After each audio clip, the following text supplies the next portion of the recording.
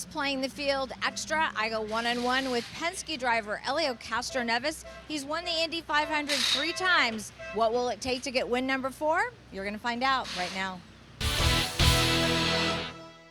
You are getting ready for what has to be the biggest race ever in Indianapolis this year, being the 100th. And when does it sort of kick in that you're racing in a milestone race, Helio? I know it's obviously it's the Indy 500, and for us as a driver, doesn't matter if it's the 100th, the 101 or first or the 102nd, whatever you call, but it's the biggest race for us. It's the Super Bowl, it's the Olympics, it's you name it. So it is extra special when you're talking about a very special date. It's historic. It's 100 years, so definitely becomes very the attention becoming even more than what we prepare for.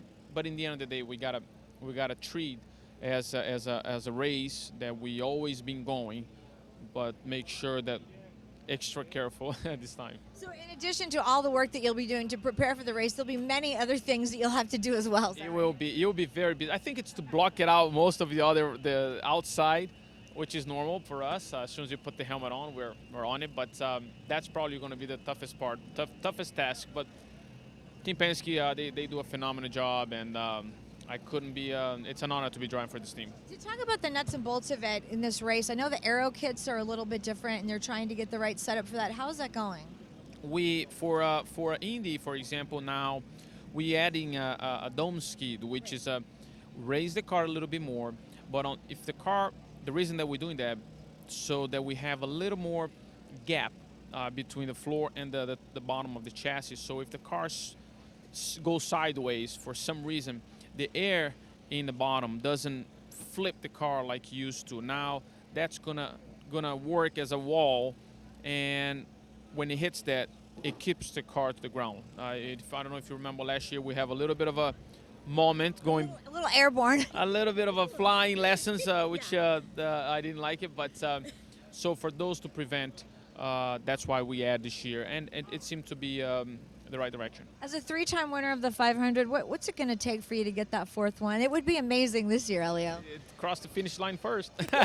Sounds very simple. I think that's easy, right? That's just go, and that's. But obviously, dedication like the team does every day. Myself, we just got to put everything together. Remember, we have a lot that can happen in that race. About 7-8 pit stops.